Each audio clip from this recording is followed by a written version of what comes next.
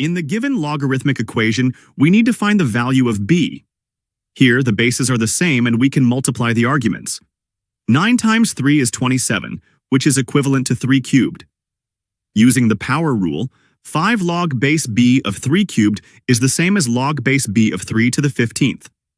In exponent form, the equation becomes b cubed equals 3 to the 15th.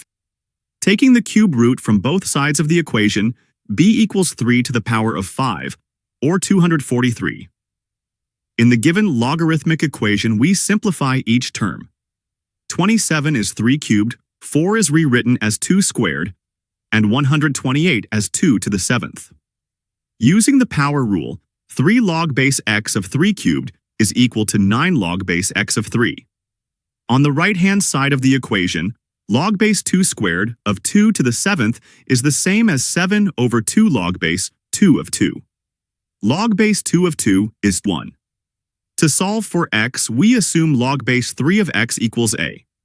The equation becomes 3a plus 9 over a equals 28, which simplifies to the quadratic equation. 3a squared minus 28a plus 9 equals 0. The quadratic expression is factorized as 3a minus 1 times a minus 9. Solving this, we get two conditions. A equals log base 3 of x equals 1 over 3 or 9. The solutions for x are the cube root of 3 or 3 to the 9th by converting the logarithmic form to the exponent form.